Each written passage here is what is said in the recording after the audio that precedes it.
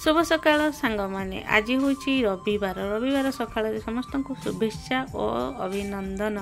आज हूँ मोर रवि नारायण मु व्रत करे व्रत पूजा आज मोर आउ एकादशी। आज दिन टी बहुत भल दिन।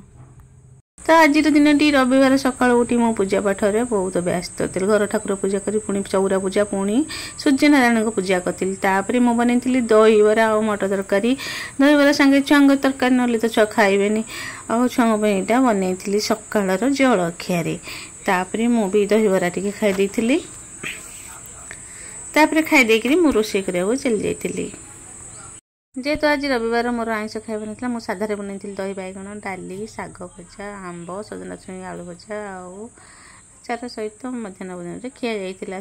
छुआंकर आइंष ना जेहेतु आज संडे टी हेनी ना एक तरकारी पापड़ सालाड सहित से खाई तर झील देखुना केमती खाई पानी ना तोड़ पिलाटा है हाथ में खाइबनी तो खाइले अल्प अल्प खाऊ बोली तार पेट भरबनी मत लगे तो मुझे जाकि खुई देती।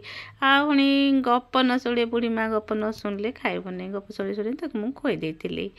तापर इवनिंग जाइला इवनिंग पचारे पे कौन खाइब ना ये चाल सज और लिचुकुड़ी अच्छी से खाइब और लस्सी बनई दियो। तो इवनिंग ताल सजा लिचुकुड़ी सहित मुझे लस्सी बनई से खाई। राति खियारे रुटी आउ दिन जो तरकारी आउ टे डालमा आउ जो पत्र कोबी सतुला बनई देती सेटा खिया जाइला। आज दिन टी एमती कटी रोची जय जगन्नाथ। पुणी देखा आ गोटे ब्लॉग रे सी यू अगेन बाय बाय जय जगन्नाथ।